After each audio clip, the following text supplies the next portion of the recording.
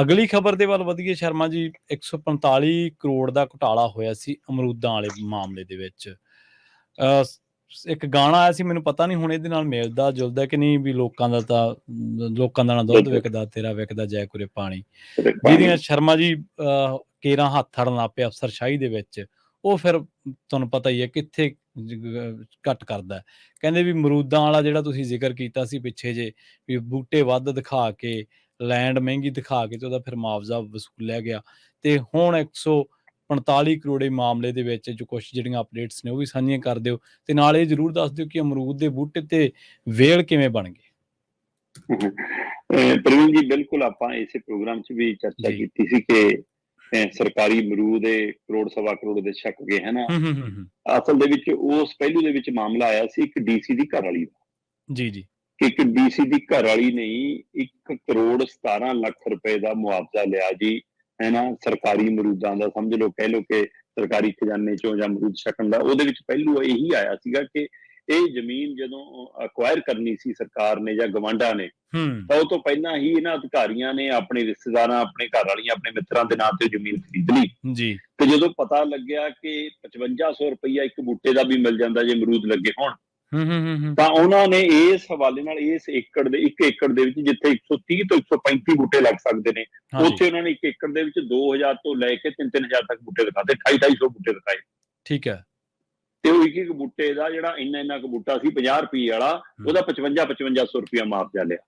ਅੱਛਾ। ਸੋ ਉਸ ਮਾਮਲੇ ਵਿੱਚ ਬਕਾਇਦਾ ਫਿਰੋਜ਼ਪੁਰ ਦੇ ਰਜੇਸ਼ ਧਮਾਨ ਹੋਰਾਂ ਦੀ ਧਰਮ ਪਤਨੀ ਜਸਮੀਨ ਕੌਰ ਦਾ ਕਾਫੀ ਨਾਮ ਚਰਚਾ ਚ ਆਇਆ ਸੀਗਾ ਕਿ ਉਹਨਾਂ ਨੇ ਜੀ ਜ਼ਮੀਨ ਐਕਵਾਇਰ ਕੀਤੀ ਹੋਈ ਹੈ, 1 ਕਰੋੜ 17 ਲੱਖ ਰੁਪਈਆ ਉਹਨਾਂ ਨੇ ਸਿਰਫ ਅਮਰੂਦਾਂ ਦਾ ਹੀ ਮੁਆਵਜ਼ਾ ਲੈ ਲਿਆ। ਇਸੇ ਤਰ੍ਹਾਂ ਇੱਕ ਹੋਰ ਅਧਿਕਾਰੀ ਦੀ ਘਰ ਵਾਲੀ ਆ, ਉਹਦਾ ਵੀ ਇਸ ਘੁਟਾਲੇ ਚ ਨਾ ਵੱਜਿਆ ਸੀ।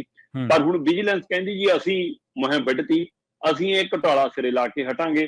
ਅਸੀਂ ਜੀ 17 ਬੰਦੇ ਗ੍ਰਿਫਤਾਰ ਕਰ ਲਏ, ਅਸੀਂ 14 ਬੰਦਿਆਂ ਤੇ ਕਾਰਵਾਈ ਕਰ ਲਈ, 125 ਤੋਂ ਵੱਧ ਲੋਕ ਨਾਮਜ਼ਦ ਨੇ। ਪਰ ਆ ਅਫਸਰਾਂ ਅਧਿਕਾਰੀਆਂ ਦੀਆਂ ਘਰਲੀਆਂ ਨੂੰ ਭੁੱਲ ਚੁੱਕਿਆ ਜੀ ਵਿਜੀਲੈਂਸ। ਇਹ ਇੱਕ ਪਹਿਲੂ ਜੀ।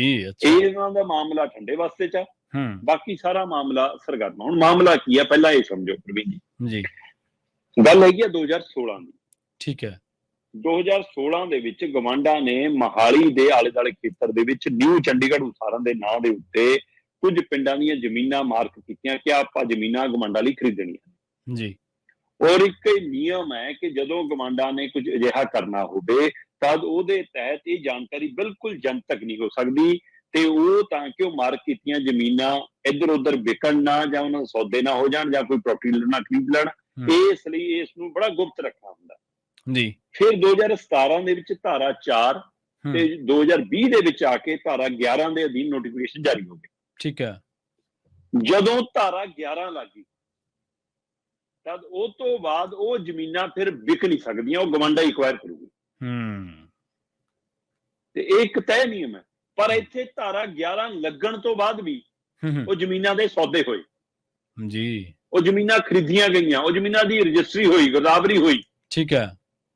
ਇਹਦਾ ਮਤਲਬ ਉਹਦੇ ਵਿੱਚ ਮਾਲ ਵਿਭਾਗ ਵੀ ਸ਼ਾਮਲ ਹੈ, ਉਹਦੇ ਵਿੱਚ ਪਟਵਾਰੀ ਕਾਨੂੰਗੋ ਤਹਿਸੀਲਦਾਰ ਵੀ ਸ਼ਾਮਲ ਨੇ, ਉਹਦੇ ਵਿੱਚ ਗਵਾਂਢਾਂ ਦੇ ਅਧਿਕਾਰੀ ਅਫਸਰ ਵੀ ਸ਼ਾਮਲ ਨੇ, ਤੇ ਇੱਥੋਂ ਤੱਕ ਕਿ ਜਿਹੜਾ ਬਾਗਬਾਨੀ ਵਿਭਾਗ ਆ ਉਹਦੀ ਵੀ ਸ਼ਮੂਲੀਅਤ ਆ ਗਈ। ਕਿਉਂਕਿ ਜਦੋਂ ਇਹ ਪਤਾ ਲੱਗਿਆ ਕਿ ਜੀ ਇਹਨਾਂ ਬੂਟਿਆਂ ਦੇ ਨਾਲ 50-50 ਰੁਪਈਏ ਦੇ ਬੂਟੇ ਲਿਆਂਦੇ ਜੀ, ਫਿਰ ਇਹਨਾਂ ਨੇ ਬਕਾਇਦਾ ਤੌਰ ਦੇ ਉੱਤੇ, ਮਤਲਬ ਕਿ ਇੱਥੋਂ ਦੂਏ ਸੂਬਿਆਂ ਤੋਂ ਮੰਗਾਏ, ਯੂਪੀ ਤੋਂ ਲਿਆਂਦੇ ਬੂਟੇ, 50-50 ਰੁਪਏ ਵਾਲੇ ਬੂਟੇ ਲਾ ਕੇ ਬਾਗਬਾਨ ਤੋਂ ਵਿਭਾਗ ਤੋਂ ਉਹਨੂੰ ਮਾਰਕ ਕਰਾਇਆ ਕਿ ਹਾਂ ਜੀ ਇਹ ਸਹੀ ਨੇ ਜੀ, ਇਹ ਤਾਂ ਬਾਗ ਲੱਗੇ ਸੀ, ਬਾਗ ਉਜੜਨਗੇ।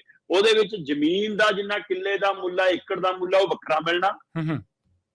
ਪ੍ਰਤੀ ਬੂਟਾ 5500 ਰੁਪਏ ਮੁਆਵਜ਼ਾ ਵੱਖਰਾ ਮਿਲਿਆ ਕਿ ਜੀ ਬਾਗ ਉਜਾੜਿਆ ਸੀ ਅਮਰੂਦਾਂ ਦਾ। ਠੀਕ ਹੈ। ਸੋ ਇਸ ਹਵਾਲੇ ਨਾਲ ਇਹ ਵਸੂਲਗੀ ਸ਼ੁਰੂ ਹੋਈ। ਸੋ ਇਸ ਲਈ ਇਹਦੇ ਵਿੱਚ ਰੈਵਨਿਊ ਵਿਭਾਗ, ਹਾਰਟੀਕਲਚਰ ਵਿਭਾਗ ਹੈ ਨਾ, ਫਿਰ ਗਵਾਂਢਾਂ ਦੇ ਅਧਿਕਾਰੀ, ਇਹ ਸਾਰੇ ਘੇਰੇ ਚ ਆ ਗਏ। ਤੇ ਇੱਥੇ ਜੀ ਕਹਿੰਦੇ ਜੀ 134 ਅਮਰੂਦ ਜਿਹੜੇ ਬੂਟੇ ਲੱਗ ਸਕਦੇ 1 ਏਕੜ ਦੇ ਵਿੱਚ, ਜਿੰਨਾ ਡਿਸਟੈਂਸ ਇੱਕ ਮਾਰਕ ਕੀਤਾ ਹੋਇਆ ਬਾਗ ਦੇ ਹਵਾਲੇ ਨਾਲ, ਉਹਦੀ ਬਜਾਏ 2800 ਤੋਂ ਲੈ ਕੇ 3-3000 ਤੱਕ ਬੂਟੇ ਦਿਖਾਏ। ਠੀਕ ਹੈ। ਤੇ ਫਿਰ ਉਹਦੇ ਮੁਆਵਜ਼ੇ ਵਸੂਲਣੇ ਸ਼ੁਰੂ ਕਰਤੇ। ਇਹਦੇ ਹਵਾਲੇ ਨਾਲ ਫਿਰ ਡਿਪਟੀ ਡਾਇਰੈਕਟਰ ਦਿਨੇਸ਼ ਕੁਮਾਰ ਉਹ ਵੀ ਐਕਸ਼ਨ ਚ ਆ ਗਿਆ। ਬਾਗਬਾਨੀ ਦਾ ਵਿਕਾਸ ਅਫਸਰ ਹੈ ਜਿਹੜਾ ਜਸਪ੍ਰੀਤ ਸਿੰਘ, ਉਹ ਵੀ ਨਿਸ਼ਾਨੇ ਤੇ ਆ ਗਿਆ, ਹੈ ਨਾ। ਵਿਸ਼ਾਲੀ, ਰਸ਼ਮੀ ਅਰੋੜਾ, ਅਨਿਲ ਅਰੋੜਾ, ਵਿਸ਼ਾਲ ਭੰਡਾਰੀ, ਇਹਨਾਂ ਸਾਰਿਆਂ ਤੇ ਕੇਸ ਦਰਜ ਹੋ ਗਏ। ਜੀ ਤੇ ਵਿਜੀਲੈਂਸ ਨੇ ਹੁਣ ਜੀ ਇਹ ਮਾਮਲਾ ਫੇਰ ਤੇਜ਼ ਕਰਤਾ, ਕਿਉਂਕਿ ਇਹ ਕਹਿੰਦੇ ਜੀ ਕਿ ਇਹਦੇ ਵਿੱਚ ਅਧਿਕਾਰੀਆਂ ਦੇ ਨਾਲ ਸਰਕਾਰਾਂ ਦੀ ਸ਼ਮੂਲੀਅਤ ਆ, ਉਸ ਸਮੇਂ ਦੇ ਮੰਤਰੀ ਅਫਸਰਾਂ ਦੀ ਸ਼ਮੂਲੀਅਤ ਆ, ਤੇ ਇਸ ਲਈ ਅਸੀਂ ਜਾਂਚ ਕਰ ਰਹੇ ਹਾਂ। ਤੇ ਜਦੋਂ ਜਾਂਚ ਕਰ ਰਹੇ ਹਾਂ ਤਾਂ ਕਹਿੰਦੇ ਜੀ 145 ਕਰੋੜੀ ਘੁਟਾਲਾ ਹੈ, ਜਿਹਦੇ ਵਿੱਚੋਂ ਇੱਕ ਮੌਜੂਦਾ ਡੀਸੀ ਦੀ ਘਰ ਵਾਲੀ ਦੇ ਉੱਤੇ ਵੀ 1 ਕਰੋੜ 17 ਲੱਖ ਦੇ ਬੂਟੇ ਖਾਣ ਦਾ ਜਾਂ ਮੁਆਵਜ਼ਾ ਲੈਣ ਦਾ ਪਹਿਲੂ ਹੈ। ਤੇ ਇਹ ਕੁੱਲ 145 ਕਰੋੜ ਦਾ ਘੁਟਾਲਾ, ਜਿਹਦੇ ਵਿੱਚ ਵਿਜੀਲੈਂਸ ਕਹਿੰਦੀ ਅਸੀਂ 17 ਦੇ ਉੱਤੇ 17 ਲੋਕਾਂ ਦਾ ਗ੍ਰਿਫਤਾਰ ਕਰ ਚੁੱਕੇ ਹਾਂ ਇਸ ਮਾਮਲੇ 'ਚ ਜੀ। 14 ਦੇ ਉੱਤੇ ਅਸੀਂ ਪਰਚੇ ਦਰਜ ਕਰ ਚੁੱਕੇ ਹਾਂ। 125 ਲੋਕ ਸਾਡੇ ਨਿਸ਼ਾਨੇ 'ਚ ਨੇ, ਜਾਂਚ ਦੇ ਘੇਰੇ 'ਚ ਨੇ। ਠੀਕ ਹੈ। ਤੇ ਦਾਇਰਾ ਆਉਣ ਵਾਲੇ ਸਮੇਂ 'ਚ ਵੱਧ ਜਾਊਗਾ। ਤੇ ਇਹ ਵੀ ਆਇਆ ਸਾਹਮਣੇ ਪ੍ਰਵੀਨ ਜੀ ਕਿ ਇਸ ਸਭ ਦੇ ਦਰਮਿਆਨ ਕੁਝ ਲੋਕਾਂ ਨੇ ਮੁਆਵਜ਼ੇ ਲੈ ਕੇ ਵਸੂਲੇ ਹੋਏ ਮੋੜ ਵੀ ਦਿੱਤੇ। ਅੱਛਾ 2-2 ਕਰੋੜ ਰੁਪਇਆ ਵਾਪਸ ਵੀ ਆ ਗਿਆ। ਅੱਛਾ, ਇਹ ਜੇ ਵੀ ਪੱਧਰ ਪੁਰਸ਼ ਹੈਗੇ ਨੇ। ਇਹ ਵੀ ਨੇ, ਹਾਂ। ਤੇ ਜਿਨ੍ਹਾਂ ਨੂੰ ਲੱਗਿਆ ਕਿ ਲੈ ਵੀ ਅਸੀਂ ਹੁਣ ਫਸ ਗਏ, ਅਸੀਂ ਇਸ ਸਥਿਤੀ 'ਚ, ਉਹਨਾਂ ਨੇ ਪੈਸੇ ਵਾਪਸ ਵੀ ਕੀਤੇ ਨੇ। ਪਰ ਇਹ ਸਭ ਦੇ ਦਰਮਿਆਨ ਇੱਥੇ ਲਿਆ ਕੇ ਸਵਾਲ ਖੜਾ ਹੋਇਆ ਕਿ ਭਾਈ ਸਰਕਾਰ ਹੁਣ ਇਹਨਾਂ ਮੌਜੂਦਾ ਅਧਿਕਾਰੀਆਂ ਨੂੰ, ਜਿਨ੍ਹਾਂ ਨੂੰ ਆਪ ਲਾਇਆ ਹੋਇਆ ਬੜੇ ਅਹੁਦਿਆਂ ਤੇ, ਉਹਨਾਂ ਦੀਆਂ ਘਰ ਵਾਲੀਆਂ ਜਾਂ ਉਹਨਾਂ ਦੇ ਰਿਸ਼ਤੇਦਾਰਾਂ ਦੇ ਮਾਮਲੇ ਦੇ ਵਿੱਚ ਇਹ ਫਾਈਲ ਕਿਉਂ ਚੁੱਪ ਕਰ ਜਾਂਦੀ ਆ? ਉਹਨਾਂ ਦਾ ਕਾਗਜ਼ ਲਾਉਣਾ ਕਿਉਂ ਭੁੱਲ ਗਏ? ਤੇ ਬਾਕੀ ਤੇ ਕਾਰਵਾਈ ਤੇਜ਼ੀ ਜੇ ਆਉਂਦੀ ਆ ਤਾਂ ਇਹਦੀਆਂ ਪਰਤਾਂ ਹੋਰ ਖੁੱਲਣਗੀਆਂ।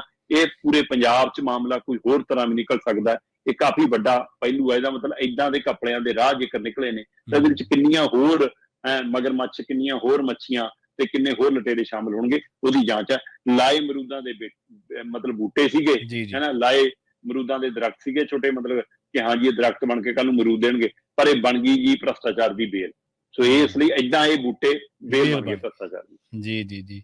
ਅੱਛਾ ਸ਼ਰਮਾ ਜੀ, ਇੱਕ ਜਿਹੜਾ ਅਹਿਮ ਨੁਕਤਾ ਉਹ ਇਹ ਵੀ ਤੁਹਾਡੀ ਗੱਲਬਾਤ ਦੇ ਵਿੱਚੋਂ ਵਿਚਾਰਨ ਵਾਲਾ ਕਿ ਵਿਜੀਲੈਂਸ ਦੀ ਅਪਰੋਚ ਵੀ ਸਿਲੈਕਟਿਵ ਹੋ ਗਈ ਹੈ। ਹਾਂ ਬਿਲਕੁਲ। ਇਹ ਜਿੱਥੇ ਵੱਡੀਆਂ ਕੋਠੀਆਂ ਆ ਜਾਂਦੀਆਂ, ਰਸੂਖਦਾਰ ਆ ਜਾਂਦੇ, ਉੱਥੇ ਪੈਰ ਥੋੜੇ ਜਿਹੇ ਸਲੋ ਹੋ ਜਾਂਦੇ।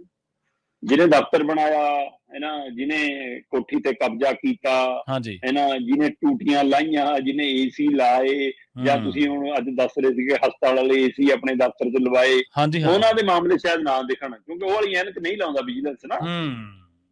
ਇਸ ਲਈ ਵਿਜੀਲੈਂਸ ਉਹੀ ਐਨਕ ਲਾਉਂਦਾ ਜਿਹੜੀ ਸਰਕਾਰ ਸ਼ੀਸ਼ੇ ਸਾਫ਼ ਕਰਕੇ ਪਾ ਕੇ ਭੇਜਦੀ ਹੈ। ਬਿਲਕੁਲ, ਜਿਹੜੀ ਮਰਜ਼ੀ ਸਰਕਾਰ ਭੇਜ ਦੇਵੇ, ਜਿਹਦੀ ਸਰਕਾਰ ਹੋਊਗੀ ਵਿਜੀਲੈਂਸ ਉਹਦੀਆਂ ਐਨਕਾਂ ਲਾ ਲੈਂਦਾ। ਇਹ ਉਹੀ ਵਿਜੀਲੈਂਸ ਆ, ਤੁਹਾਨੂੰ ਯਾਦ ਹੋਣਾ ਸਮੇਤ ਸੈਣੀ ਵਾਲਾ, ਜਿਨ੍ਹਾਂ ਨੇ ਲੁਧਿਆਣੇ ਵਾਲਾ ਸਕੈਂਡਲ ਕੱਢਿਆ ਸੀ, ਸਕੈਮ ਕੱਢਿਆ ਸੀ, ਜਿਹੜਾ ਉਹ ਪੂਰਾ ਹੋਇਆ। ਤੇ ਬਾਅਦ ਦੇ ਵਿੱਚ ਉਹੀ ਵਿਜੀਲੈਂਸ ਕਹਿੰਦੀ ਕਿ ਜੀ ਕੈਪਟਨ ਅਮਰਿੰਦਰ ਸਿੰਘ ਵਿਰੁੱਧ ਤਾਂ ਸਬੂਤ ਹੀ ਹੈ ਨਹੀਂਗੇ। ਸੋ ਇਹ ਕੋਈ ਕਹਾਣੀਆਂ ਕੋਈ ਨਵੀਆਂ ਥੋੜ੍ਹਾ, ਕਿੱਸੇ ਪੁਰਾਣੇ ਵੀ ਬੜੇ ਜੀ।